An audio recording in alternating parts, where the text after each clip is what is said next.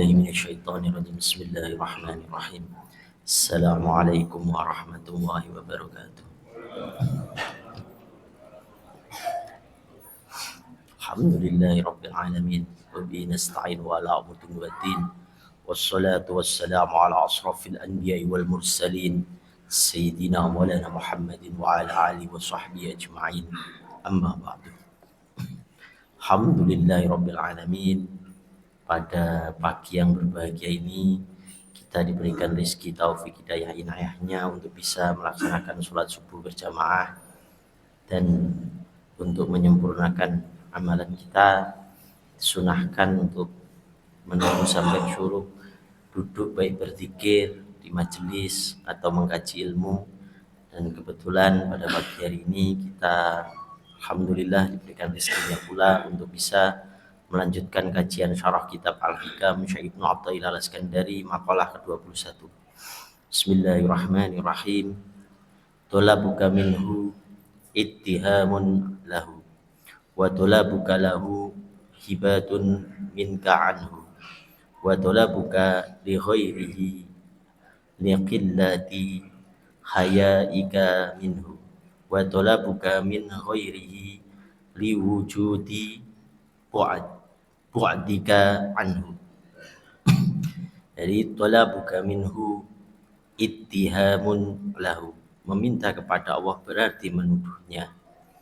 Dalam perjalanan menuju Allah Subhanahu wa taala, seorang salik atau seorang murid dari kata marido artinya para pencari dia harus sibuk melakukan amal-amal saleh yang diridhoi oleh Allah Subhanahu wa taala.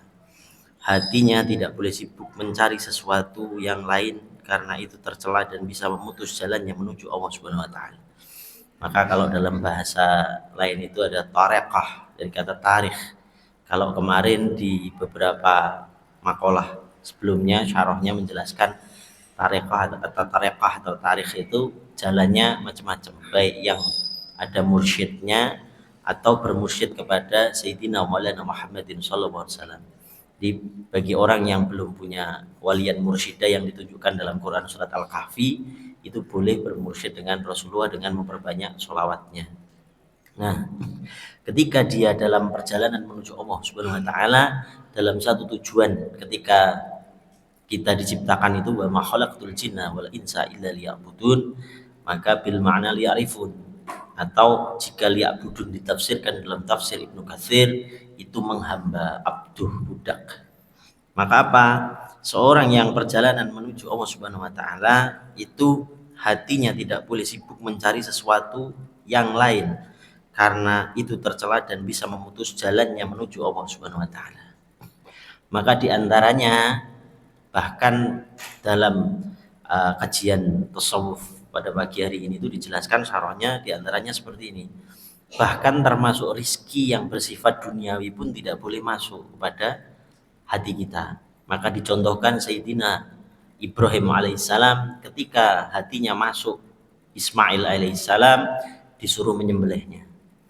Dan ketika masuknya Sayyidatina Hajar itu radhiyallahu anha, beliau masuk ke hatinya Sayyidina Ibrahim alaihissalam, maka apa? Disuruh meninggalkan di gurun pasir bersama putranya. Artinya apa?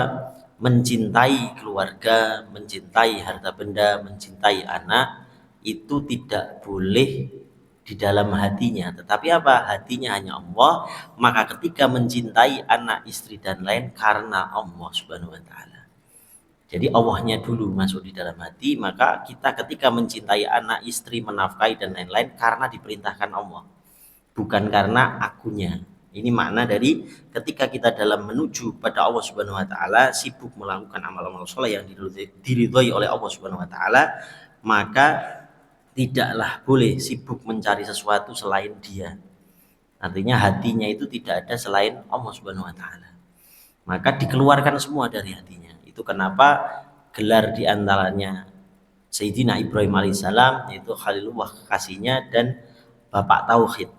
Artinya ketauhidannya sudah benar-benar sempurna. Karena apa? Dikeluarkan semua apapun yang ada di dalam hatinya kecuali Allah Subhanahu wa taala. Nah, ini lafaz ketika kita syarat Untuk masuk Islam itu rukun Islam itu asyhadu alla ilaha illallah. Saya berhak saksi tiada Tuhan selain Allah. Maka segala sesuatu selain Dia telah ilah-ilahnya telah dilenyapkan. Maka ada satu makalah menarik yang dibahas oleh Syekh Abdul Qadir Al-Jilani. Beliau membahas di antaranya dalam makalah tersebut beliau menyebutkan sesungguhnya Tuhan-Tuhan kalian, ini berbicara dengan orang lain. Sesungguhnya Tuhan-Tuhan kalian ada di kakiku. Maknanya apa? Bukan Allah yang ada di dalam kakinya, tetapi Tuhan-Tuhan ilah-ilah lain. Misalnya ketika beribadah, ketika bersedekah, ketika beramal soleh, diniatkan bukan kepada Allah Subhanahu wa taala, tetapi kepada selainnya. Contoh, saya mau sholat duha biar kaya. Saya mau sholat tahajud biar nanti keterima ABC, entah kerjaan, entah apapun. Apakah itu tidak boleh, Ustaz?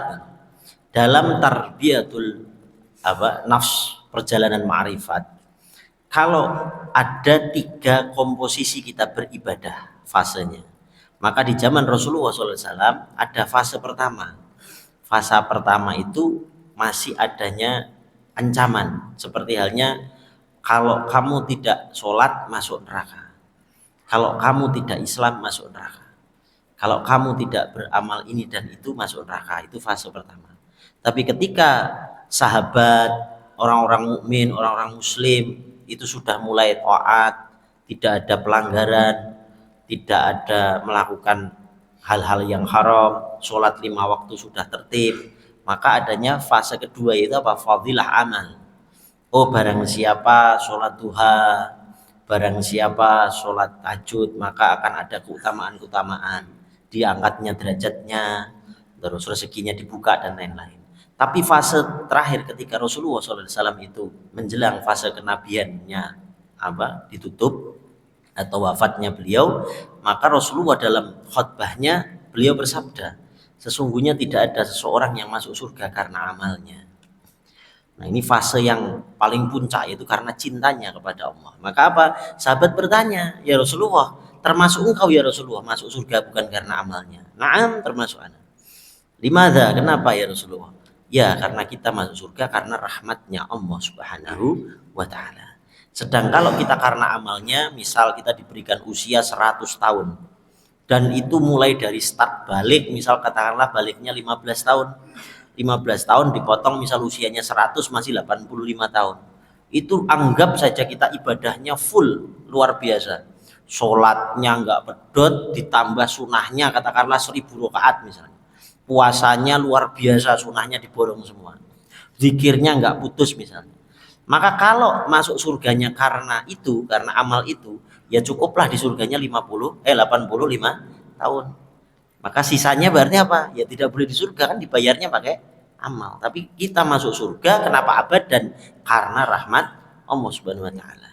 Maka seperti halnya analoginya seperti ini dicontohkan oleh ulama, di antaranya misalnya kita sebagai orang tua sama anak kita, dia jadi anak yang baik, sekolah kita sekolahin, biayai, terus kita ngasih perintah, kamu kalau puasa Ramadan nanti sehari tak kasih 10.000 misalnya, maka sebulan dia giat. Ini tarbiyahnya masih karena dikasih 10.000. Maka setelah dia sebulan full, maka dikasih 300.000, ini buat jajan kamu Idul Fitri. Alhamdulillah, buat jajan, entah itu buat mainan, itu apa. Tapi ketika si anak ini tambah tumbuh, misalnya sudah SMA, sudah kuliah, terus dia tanya, Pak, saya kan puasa Ramadan, mana uangnya 10.000? Nah, maka harusnya secara akal anak ini sudah tidak meminta itu. Kenapa? Karena tarbiyahnya telah selesai di makom itu, di posisi tadi. Maka seorang ayah tadi memberikan 10.000 bukan karena dia puasa, tapi karena mendidik.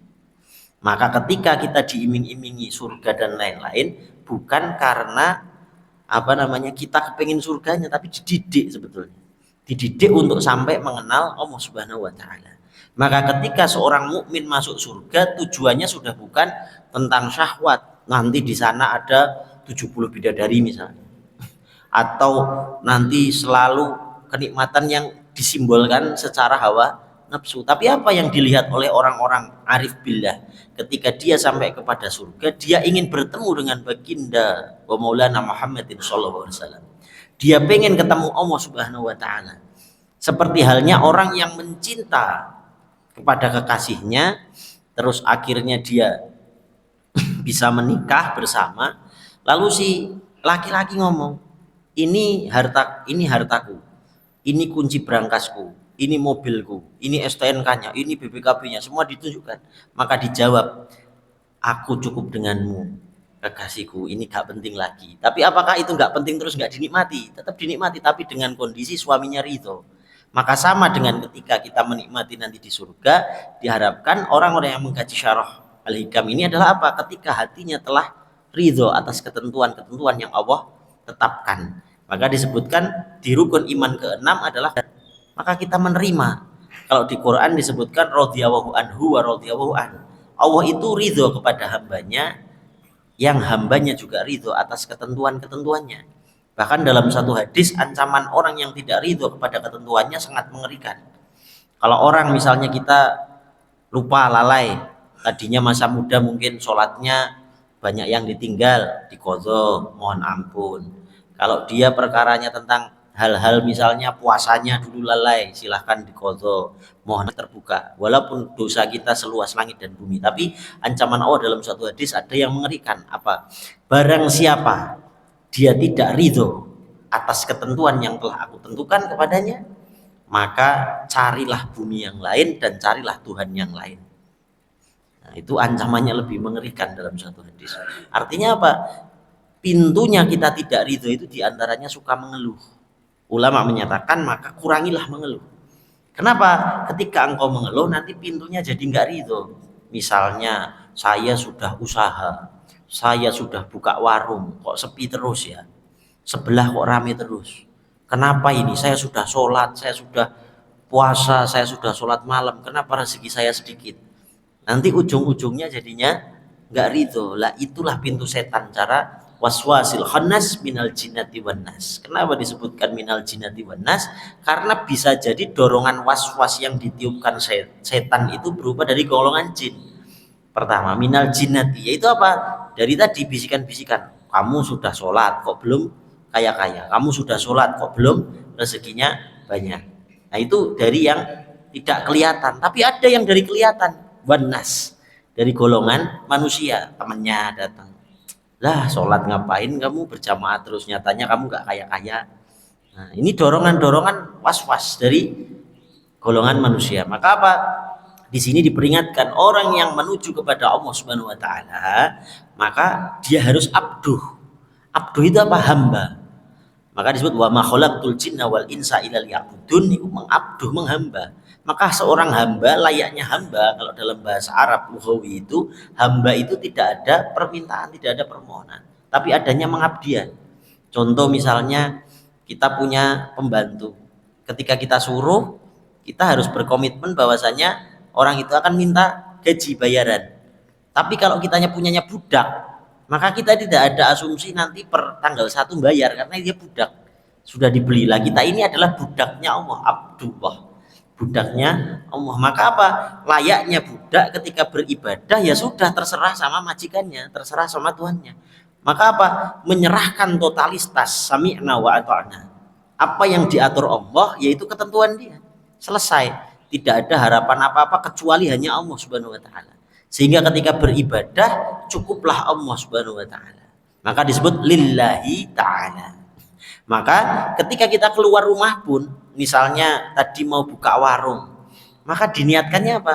Ini perintah Allah. Di Quran surat Al-A'nam, di Quran surat Al-Jum'ah itu ada perintah untuk ikhtiar. Maka ketika kita menjalankan ikhtiar bukan karena kecintaan kita, kepingin wah rezekinya dapat atau apa, karena jaminan Allah apa di Quran surat misalnya Al-Ankabut itu disebutkan lagi, tidak akan ada apa orang yang dimatikan kecuali telah kucukupkan rizkinya. Jadi sudah diatur rizki kita. Sehingga apa? Ketika misalnya kita buka warung, contoh misalnya kita buka warung sate misalnya atau lamongan atau apa, terus sebelahnya buka, kita nggak sakit hati.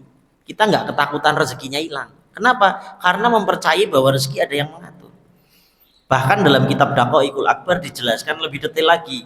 Ketika malaikat Israel itu mau nyabut seseorang, dia harus menunggu semua catatan rizkinya telah selesai oleh malaikat Mikail. Jadi ketika sakaratul maut itu, sebelum menjelang sakaratul maut, malaikat Mikail itu datang. Malaikat Mikail itu nanti membawa asistennya, itu ada malaikat yang ngurus udara, ada malaikat yang ngurus kalau kita nasi, ada uang dan lain-lain. Itu datang dulu. Oh, dilemparkan dulu bukunya. Jatah nasimu sudah habis. Jatah gulamu sudah habis. Jatah udaramu sudah habis. Setelah itu semua habis, baru dari Mikail menulis bahwa rezekinya telah selesai. Maka ketika rezekinya selesai, baru kalau bahasa kitanya itu didisposisi ke Israel. Israel baru bisa nyabut. Maka apa? Tidaklah orang itu mati kecuali rezekinya telah selesai. Maka orang kalau kita beriman dan meyakini bahwa rezeki itu sudah ada yang ngatur, maka posisinya walaupun itu persaingan jabatan, persaingan bisnis, persaingan kita akan bertawakal kepada Allah Subhanahu wa taala bahwa ada yang mengatur. Sedangkan ketika kita berikhtiar keluar, sudah bukan menjemput rezeki atau mencari rezeki, karena rezeki sudah pasti. Maka ketika kita berikhtiar, hatinya hanya ini diperintah Allah Subhanahu wa taala. Sebagai kewajiban kita sebagai hambanya, diperintah harus manut. Maka definisi orang bertakwa menjalankan perintahnya, menjauhi larangannya. Maka ketika kita kok lagi dagang, kita diniatkan menjalankan perintahnya, mohon maaf ternyata kok ada tabrakan gitu, maka matinya dalam kondisi sedang menjalankan perintahnya, syahid fisabilillah. Nah, ini yang dimaksud dalam segala sendi. Kalau di Quran surat Ma'arij itu disebutkan as-sholatu daim, sholat yang nggak berputus-putus. Artinya ingatan kita kepada Allah Subhanahu wa taala terkoneksi tanpa putus. Kalau bahasa HP-nya itu sinyalnya itu tidak sampai di matikan. Sinyalnya tidak di mode pesawat atau dinonaktifkan, tapi sinyalnya itu standby terus. Jadi kolbu kita itu standby terus sama Allah, tidak terputus. Kenapa? Karena selalu ingat Allah Subhanahu wa taala. Lah itu yang dimaksud. Sehingga dalam kitab yang lain dijabarkan orang yang ingat akan sesuatu, maka dia lalai akan sesuatu yang lainnya. Dan jika dia ingat dengan sesuatu yang lainnya, maka dia lalai akan sesuatu. Maksudnya gimana? Misal kita ingat, wah saya haus, pengen jeruk misalnya. Maka selain jeruk dia nggak ada diingatan. Tapi ketika dia ingat yang lain, maka posisinya yang ini hilang. Sama ketika kita mengingat Allah, maka selain Allah itu tiada. Misalnya, oh saya duit, maka Allahnya tiada, yang diingat hanya duit. Tapi ketika Allah yang diingat, maka duit dan yang lainnya tiada. Lah ketika itu sudah tiada, yang ditatap hanyalah Allah Subhanahu wa taala, maka disebut bersaksi. Asyhadu alla ilaha illallah, maka disebut maqam syuhud, menyaksikan Allah. Sehingga menyaksikan terus. Jadi ada orang diberi rezeki, kita melihat Allah. Orang dikasih fakir, kita melihat Allah. Kita mau didolimi orang, ya kita melihatnya Allah. Segala sesuatu tidak akan daun yang berguguran pun tidak akan bisa berguguran tanpa izin Allah. Maka segala sesuatu kita jadi ridho. Melihat sesuatu jadinya ridho. Didolimin orang pun kita ridho. Karena orang itu bisa mendolimi kita, berarti sudah diizinkan Allah. Karena iblis pun mau menggoda manusia, minta izin. Ya Allah, aku minta izin mau menggoda manusia illal yaumil qiyamah. Nah itu, maka hatinya sudah bercokol bahwasanya hanya melihat Allah Subhanahu wa taala. Nah, maka bila kau meminta kepada Allah Subhanahu wa taala agar Dia memberimu rezeki dan makanan yang dapat membantumu berjalan, atau agar Dia meluaskan rezekimu, sama dengan menuduhnya tidak pernah memberimu rezeki. Jika kau percaya bahwa Dia Maha mengetahui kebutuhanmu dan Maha kuasa memberimu tanpa kau minta, tentu kau tidak akan meminta sesuatu pun darinya. Nah, ini kalau nanti ada tanya. Lah kan kalau tidak berdoa kan sombong, Ustaz. Kenapa di sini ada larangan meminta? Maka definisi doa yang paling tertinggi itu bukan meminta, tetapi merendahkan diri dan meninggikan Allah Subhanahu wa taala. Itu kenapa ketika Nabi Adam alaihissalam diturunkan, doa yang diajarkan apa? Rabbana ya Rabbana dhalamna anfusana wa illam taghfir lana wa tarhamna lanakunanna minal khasirin. Maknanya apa? Merendahkan diri dan meninggikan Allah. Sehingga apa? Barang siapa tidak berdoa itu sombong, barang siapa tidak merendahkan diri di hadapan Allah dan meninggikan Allah Subhanahu wa taala, sombong dia. Nah, terus kalau doa sholat duha bagaimana Ustaz? Itu kan jika rizkiku di langit turunkanlah, jika jauh dekatkanlah. Maka dijawab di Quran surat At-Talaq nanti di maqalah 30. Maka apa? Rezeki tertinggi bagi seorang hamba Allah adalah ma'rifat atau ridhonya Allah Subhanahu wa taala, cintanya Allah Subhanahu wa taala, mahabbahnya Allah Subhanahu wa taala. Seperti halnya begini. Kita kalau misalnya melihat fenomena ada atau orang ngamen, kita paling ngasih 2.000, kita ngasih mungkin 5.000, 10.000 paling banyak. Itu pun mungkin orangnya sudah bahagianya minta ampun kalau dikasihnya 10.000. Tapi kita ngasih kepada kekasih-kekasih kita, misalnya anak, istri, ngasihnya mungkin bisa 100, 200, sejuta, 2. Bahkan sebelum dia minta kita sudah ngasih. Oh, anak saya butuhnya apa nih? Oh, nanti siang makan, bikinin makanan. Oh, nanti les, bayar dulu lesnya. Oh, anterin, siapin motornya. Kenapa sudah disiapkan sebelum dia minta? Karena itu kekasih kita, orang yang kita cintai. Maka apa? Posisi ketika kita berhadapan beribadah kepada Allah Subhanahu wa taala, yang dikejar rizki puncaknya adalah cintanya Allah Subhanahu wa taala. Kalau kita sudah dapat cintanya Allah, maka apa? Seperti halnya baginda Rasulullah SAW, beliau tanpa meminta harta benda pun bahkan ditawari gunung emas itu, Uhud itu mau dibikin gunung emas. Seandainya Rasulullah SAW itu mau, dikasih itu gunung emas. Tapi apa jawaban Rasulullah? Cukuplah aku seperti ini. Jikapun aku punya hutang, baru aku ambil itu senilai hutang untuk membayar hutang. Tapi karena tidak punya hutang, maka tidak diambil. Artinya apa? Ada rizki yang lebih tinggi daripada finansial atau daripada materi. Yaitu apa? Kecintaan kepada Allah Subhanahu wa taala. Maka jangan heran ada orang ibadah kok duitnya nggak ada. Artinya kekayaannya nggak diberi kaya, cuman pas-pasan secukupnya gitu. Karena apa? Ternyata Allah memberikan orang tersebut yang dicintainya bukan hartanya, tetapi apa? Cintanya, mardhotilahnya. Karena ada satu kisah. Pada zaman Nabi ada seorang bernama Tha'labah. Beliau ini, orang ini apa? Sholat subuhnya berjamaah 5 waktu tidak pernah absen. Sholat sunnahnya dijalankan, puasanya dijalankan, soleh lah. Maka apa? Cuman ada satu ciri yang antik. Ketika sholat subuh selesai, kalau kita ada duduk, ada zikir, ada berdoa dulu, mungkin ada yang mau membaca Quran, ada yang sambil wirid dan lain-lain menunggu suruh. Sahabat seperti itu. Tapi Sa'labah gimana? Setelah sholat salam, assalamualaikum warahmatullah, langsung lari. Rasulullah perhatikan, ini kenapa Sa'labah setiap sholat subuh selesai langsung lari? Maka ditanya, ya Sa'labah, kenapa kamu setelah sholat subuh kok langsung lari? Jadi gini ya Rasulullah, saya itu punya sarung cuma satu. Istri saya juga butuh sholat. Kalau saya kelamaan zikirnya di masjid, khawatir istri saya kehabisan waktu subuh. Maka kita gantian pakai sarungnya. Maka ketika sholat selesai, Rasulullah SAW, ya saya langsung lari.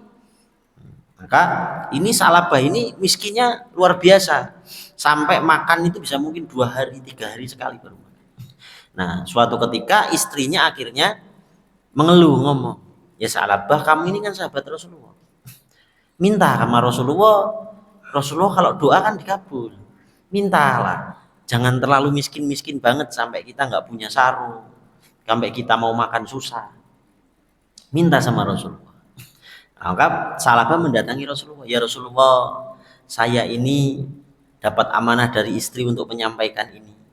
Jangan miskin-miskin banget saya. Mosok miskinnya keterlaluan seperti ini sampai saya ibadah aja susah. Maka Rasulullah SAW bersabda, sesungguhnya Allah lebih mencintai kondisimu sekarang daripada jika kamu menjadi kaya.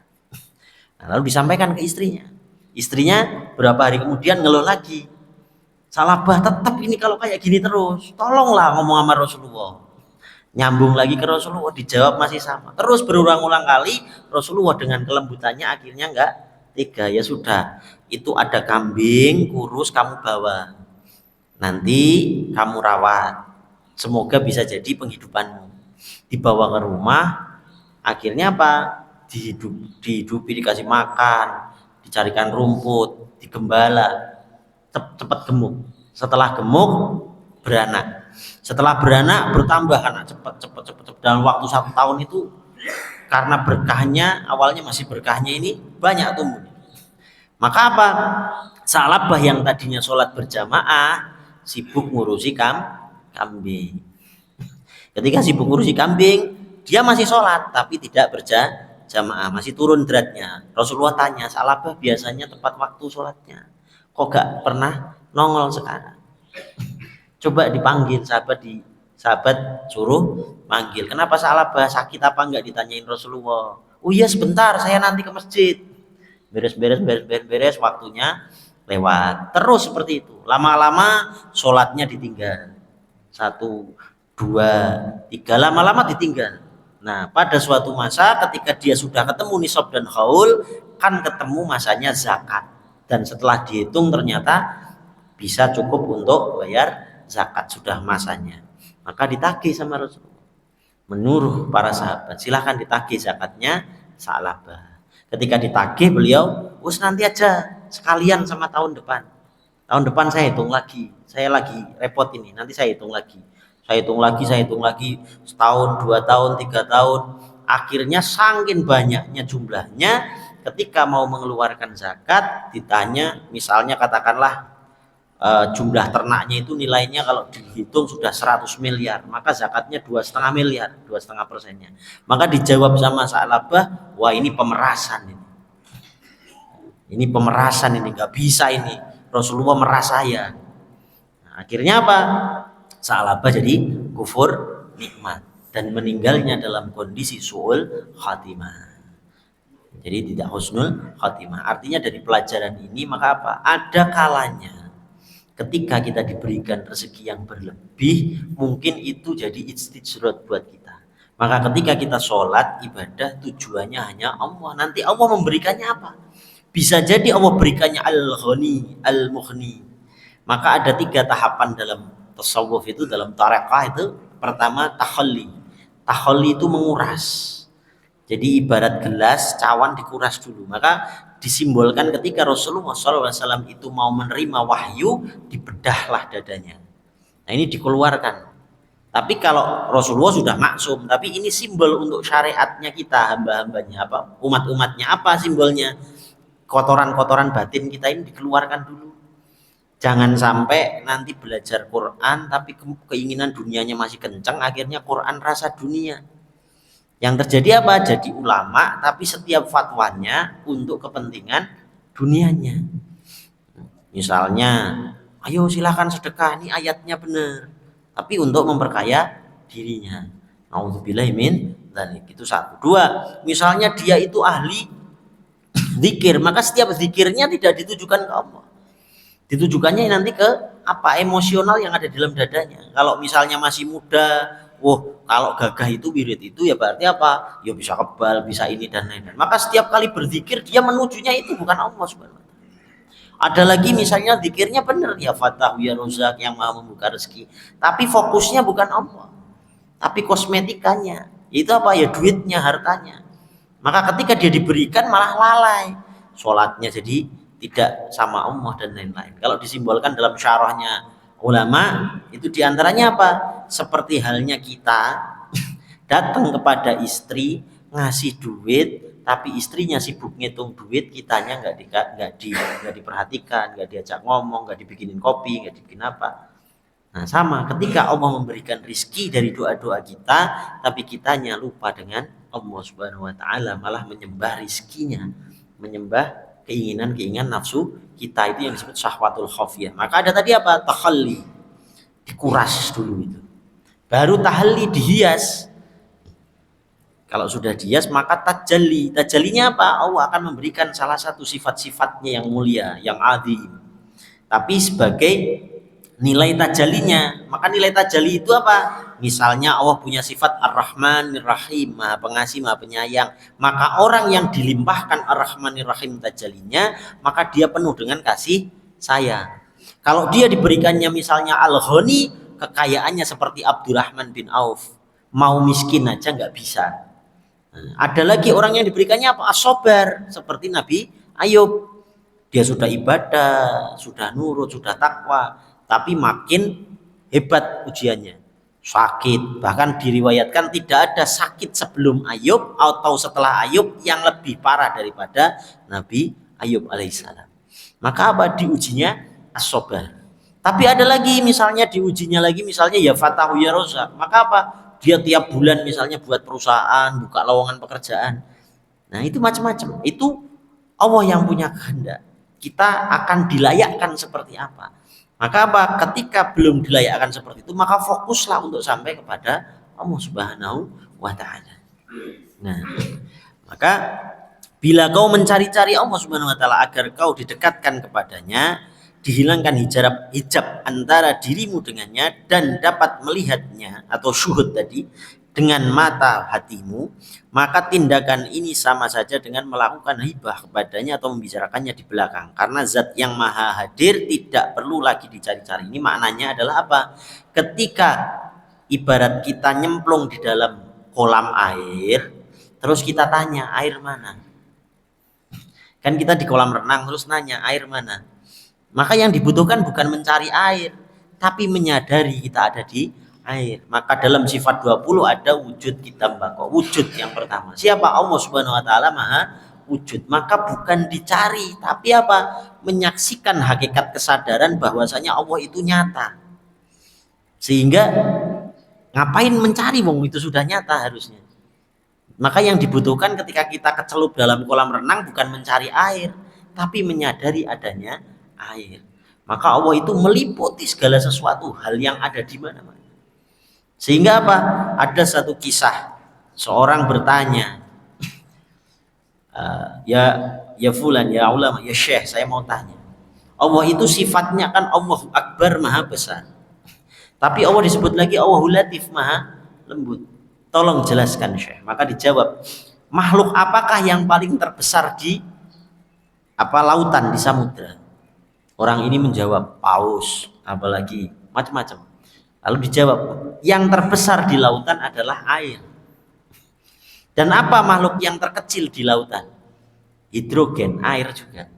Maka itu contoh yang mewakili diantaranya. Ini baru simbol aja, bahwasanya satu benda saja bisa mewakili yang besar dan yang kecil. Kenapa kamu harus membingungkan antara Allahu Akbar dan Al-Latif? Nah itu diantaranya itu jawaban. Maka apa? Allah itu meliputi segala sesuatu. Maka harusnya ketika kita membuka mata, kalau kata ulama tasawuf, ketika aku membuka mataku tidaklah aku lihat kecuali ada dia. Makanya setiap hiruk pikuknya kita Allah lebih dekat dari urat nadi, sehingga menyaksikan segala sesuatu. Itu disebut syuhud. Maka disebut asyhadu alla ilaha illallah. Saya bersaksi, benar-benar menyaksikan kehadiran Allah Subhanahu wa Ta'ala. Nah, maka bila kau meminta kepada selainnya seperti meminta kepada seseorang manusia untuk mengatasi persoalan-persoalanmu, dan saat meminta itu kau lupa kepada Allah Subhanahu wa Ta'ala, itu menandakan bahwa kau begitu jauh darinya. Jika kau dekat dengannya, pasti kau akan jauh dari selainnya. Sekiranya kau menyadari kedekatannya denganmu, niscaya kau akan menghindari makhluk-makhluknya. Namun karena kejauhanmu dengannya, kau merasa butuh kepada selainnya untuk kau jadikan tempat berlindung dan meminta. Ini maknanya ada di Al-Fatihah. Iyyaka na'budu wa iyyaka nasta'in. Kenapa di situ ada tasjid? Iyyaka na'budu wa iyyaka nasta'in. Itu sungguh taukid. Contoh misalnya kalau dalam bahasa Arab, iftahul bab, bukalah pintu. Itu berarti buka pintu, tapi misal 5 cm itu iftahul bab. Tapi kalau iftahul bab di tasjid, maka pintunya harus benar-benar buka. Maka ketika iyyaka na'budu wa iyyaka nasta'in, hatinya hanya ada Allah Subhanahu wa Ta'ala yang bisa untuk dimintai segala sesuatu atau bersandar atas segala sesuatu. Maka apa?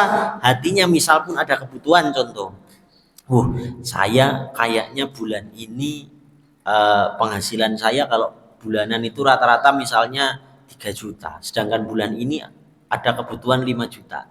Maka sandarannya kepada Allah Subhanahu wa taala. Maka Allahnya yang menggerakkan nanti orang nolongin. Jadi bukan kitanya bersandar ke orangnya dulu, tapi ke Allahnya dulu. Curhatnya, ya Allah, Engkau yang maha mengetahui segala sesuatu kebutuhanku, aku ada kebutuhan sekian. Iya karena butuh, iya karena stain. Tiba-tiba nanti ada orang datang, misalnya bosnya, kalau dia misal masih karyawan, kamu kerjanya kok bulan ini kayaknya produktivitasnya bagus apa-apa dan lain-lain, ini tak kasih bonus tambahan. Itu Allah sebetulnya. Tetapi hati kita tetap bersama Allah Subhanahu wa taala. Tetap ungkapan dohirnya jazakallah khair, terima kasih Bapak sudah bantu, tapi hatinya tetap bersandar melihat itu dari Allah Subhanahu wa taala. Ini maknanya seperti itu. Maka bagi kalangan murid meminta atau kepada Sang Khalik atau Allah Subhanahu wa taala adalah hal yang lumrah. Bahkan meminta kepada makhluk pun adalah hal yang wajar kecuali meminta dalam kerangka ibadah. Etika mengikuti perintah atau menyatakan kebutuhan. Sementara itu orang-orang arif atau wal ma'rifah ini maka hanya memandang Allah Subhanahu wa taala, permintaan mereka walaupun secara lahir tampak kepada makhluk namun sebenarnya kepada Sang Khalik lah itu tadi. Jadi ketika dia memang ada kebutuhan, dia tidak kelihatan antara dia senang atau sedih. Di antara ciri orang arif itu maka disebutnya dalam beberapa kitab, dalam dalil disebut la khaufun alaihim walahum yahzanun. Tidak ada khauf, dicabut khaufnya. Jadi saya nanti besok makan apa, itu enggak ada itu. Saya nanti besok kesusahan apa, itu enggak ada, kan dicabut sama Allah. Ini dicontohkan kenapa? Ketika Rasulullah SAW itu malah ketika malam beliau itu nggak bisa tidur. Mondar mandir, kenapa aku nggak bisa tidur? Yang dicari apa? Sakunya dilihat. Loh, ternyata pas dirogoh di sakunya ada koin dirham kecil-kecil. Maka apa? Rasulullah langsung nyari orang yang fakir, dikasih. Kalau kita kebalik misalnya, wah besok nggak pegang duit gimana? Nah, kalau yang dicontohkan Rasulullah enggak. Ketika beliau pegang duit malah beliau bingung nih. Nah, ini orang-orang yang diberikan, dicontohkan oleh Rasulullah SAW, yang diberikan la khaufun alaihim walahum yahzanun, bahwa rasa khauf dan rasa sedihnya sudah ditarik sehingga adanya hanya Allah Subhanahu wa taala. Hatinya selalu lapang karena kedekatannya dengan Allah Subhanahu wa taala yang menjamin bahwasanya Allah itu selalu mencukupi dan memberikan apapun yang dia butuhkan. Dalam riwayat lain Sayyidina Ali itu pernah sampai seharian itu nggak makan, 2 hari sampai nggak makan. Akhirnya apa? Ketika itu Rasulullah SAW itu mengirimkan makanan. Ketika dikirimkan makanan, lagi mau dibuka Pak makanannya. Ketika mau dibuka, mau dinikmati dengan Sayyidatuna Fatimah, ternyata apa? Ada orang lapar datang. Ketika ada orang lapar datang, Sayyidina Ali langsung, ya udah buat orang itu aja dulu. Ketika disedekahkan ke orang itu, Sayyidina Ali karomah wajah itu langsung insya Allah diganti berlipat-lipat. Terus tiba-tiba Rasulullah datang lagi nyusul, ngasih makanan kedua. Ketika makanan kedua itu dikasih, Sayyidina Ali saking yakinnya sama Allah ngomong, kok cuma satu penggantinya? Tapi ini karena yakin, bukan karena toma, tapi kok cuma satu penggantinya. Tiba-tiba Sayyidina Abu Bakar dan Sayyidina Umar datang membawa makanan yang sama. Nah, itu artinya apa? Ketika orang meyakini bahwa Allah pasti akan melipat gandakan sesuatu yang telah kita sedekahkan kepada di jalan Allah Subhanahu wa taala, pasti akan diganti yang lebih baik. Dalam Quran surat Muhammad ayat 7, intan suruh yang surukum. Jika kita benar-benar berjalan di jalan Allah, pasti kita dicukupkan dan diteguhkan. Wallahu a'lam bishawab. Ada pertanyaan? Sudah ini Isra? Belum. Ada pertanyaan? Monggo.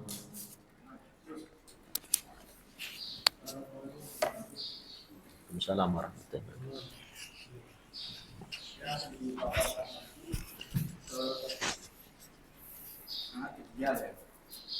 Sangat ideal dari maksudnya kita prosentase ridho sama Allah itu kan, kalau bahasa saya misalkan angkanya 100 gitu. Itu kan ada proses ya, proses untuk kita bisa sampai titik 100 gitu. Kalau analogi saya gitu, bahwasanya tidak ada lagi yang lain kan begitu. Tapi kan dalam perjalanannya tadi kan ada tarik ya, perjalanan cara kita mencari Allah. Tadi di depan kalau tidak salah disampaikan tentang harus ada mursyidnya. Kemudian yang kedua, kalaupun tidak ada mursyidnya, kita menginduk pada Rasulullah, sholawat. Nah, konteks sholawatnya ini apakah hanya sekedar bersolawat atau dalam konteks kita mengikuti sunnah-sunnahnya untuk kita itu. Karena saya melihat juga, ketemu juga orang yang tadi itu ibadah, misalkan rajin zikir, rajin ini kok larinya ke yang aneh-aneh tadi itu. Nah, apakah itu bagian dari yang tidak mengikuti Rasul atau memang nggak ada mursyidnya atau seperti apa? Karena ya kalau orang sudah 100 ridhonya itu ya memang hidup itu ya jadi nyaman gitu loh. Jadi ya orang lain lihatnya kamu sengsara, kamu kan yang ngerasain kan dia sendiri. Dia menikmati itu. Saya ngebayangin ya ini baru ibroh ya, ada Nabi Ayub yang sakit, kemudian mungkin ada jamaah juga yang sakit. Yang sakit itu menurut saya itu sudah divonis sama dokter itu nggak sembuh. Dan secara keilmuan medis juga orang-orang yang seperti itu memang maaf ya, memang nggak sembuh. Misalkan kayak gagal ginjal, kanker gitu kan, itu hal-hal yang memang kita secara nalar kita emang banyak nggak sembuh gitu loh. Walaupun ada juga yang sembuh, tapi kan secara statistik banyak kecil sekali. Itu ada gitu loh, ada. Tapi ada juga yang maaf ya, terus dikasih itu malah kemudian ngeluh, yang tadi itu pintunya ngeluh, keluarganya dimarahin di rumah sakit segala macam. Sedih juga sih ngeliatnya gitu loh. Tapi ada juga yang pada titik maaf ngomong nih, kalau bahasanya udah wali nih orang ini. Nah, bisa nasihati orang lain padahal dia sendiri masalahnya lu sakit loh. Tiap makan itu dia harus cuci darah segala macam. Dia bisa nasihati orang lain yang punya masalah. Luar biasa nih orang gitu. Jadi itu kan maksud saya dia udah 100% mungkin loh. Kalau kita mungkin ya tadi sholat duha masih utangnya masih banyak gitu kan.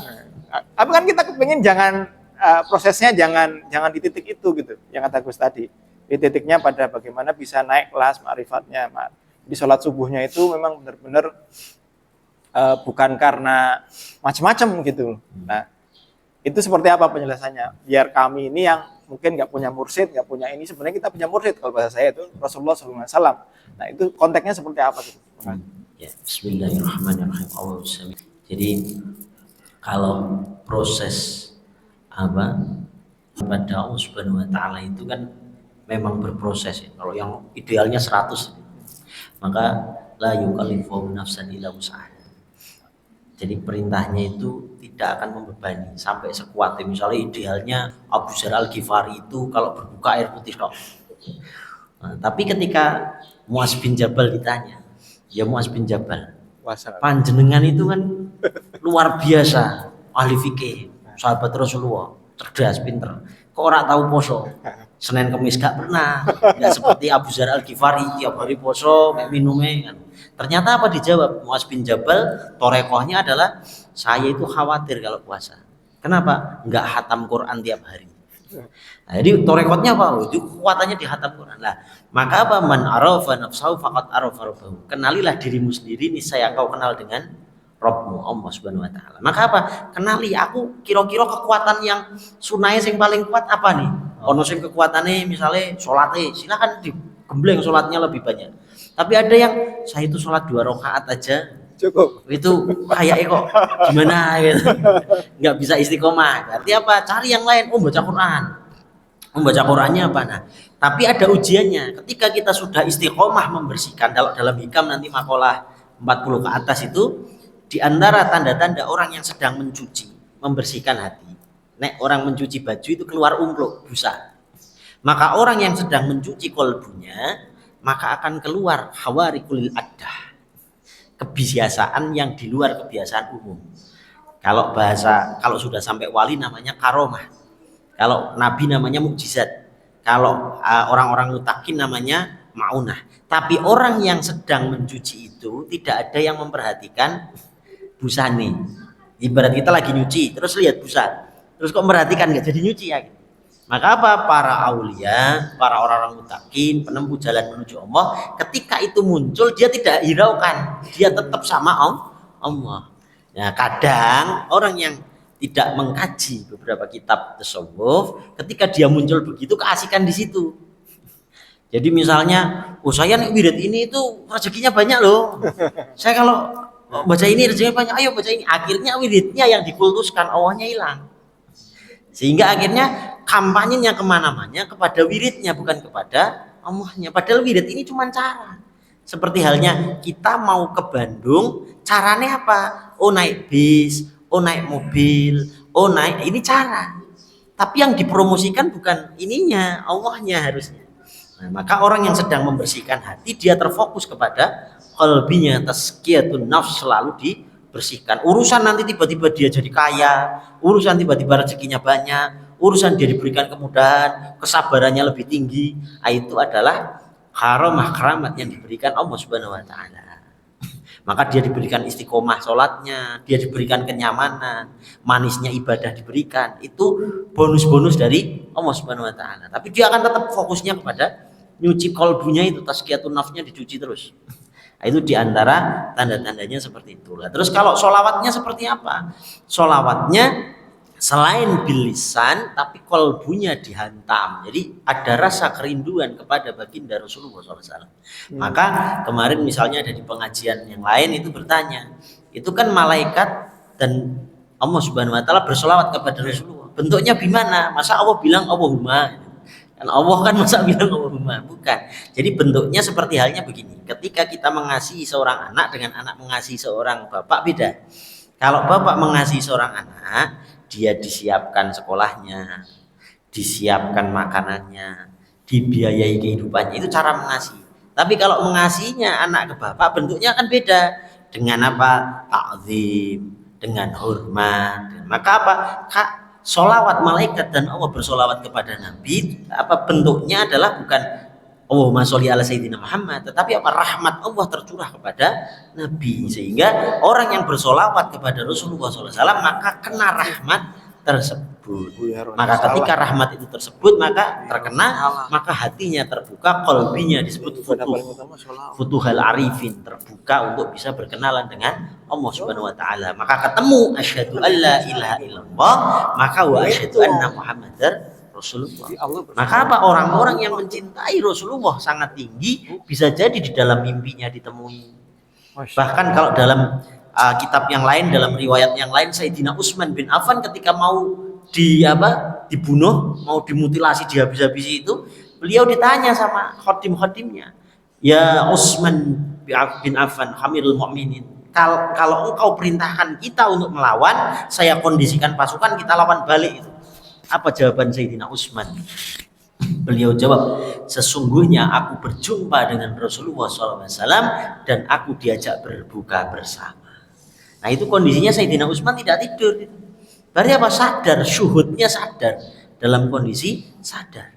Nah ini diantara dalilnya misalnya penulis kitab Ihya Ulumuddin yaitu Al-Imam Al-Ghazali, ketika menulis dikatakan bahwasanya aku berjumpa dengan Rasulullah, dan ketika menulis itu dibimbing oleh Rasulullah.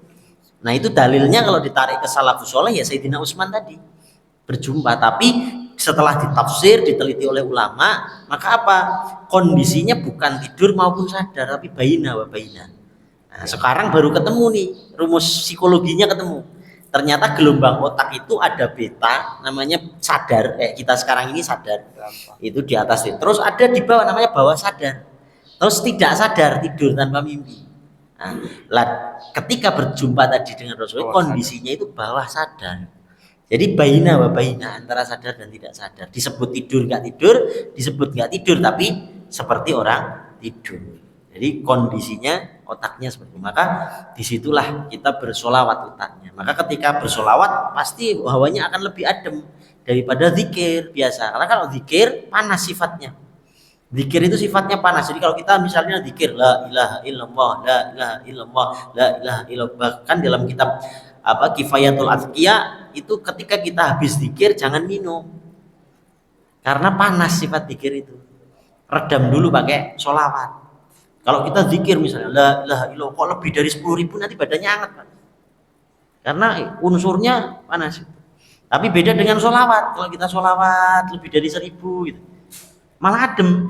Nah, maka atau misalnya yang bapak udah pernah umroh, hawanya akan beda ketika di Madinah dengan di Mekah. Kalau di Mekah hirohnya yang kena, kayaknya pengen sholat lagi, kayaknya pengen sholat.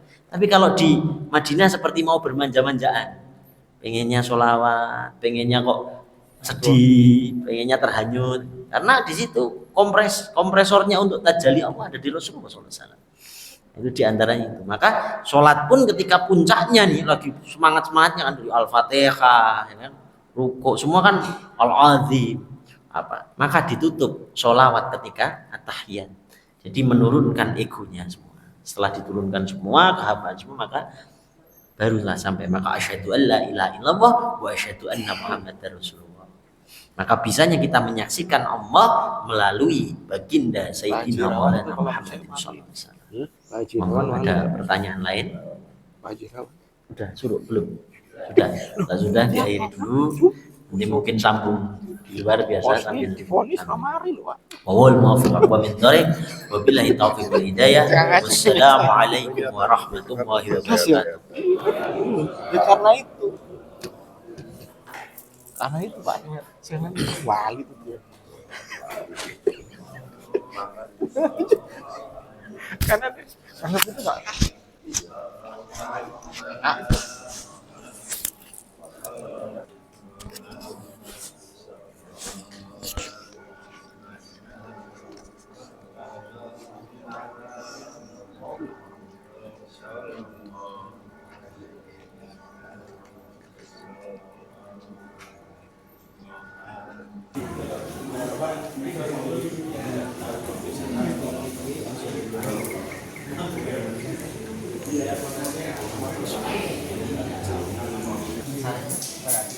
Jadi balik lagi, tapi syariatnya setelah makanya Rasulullah itu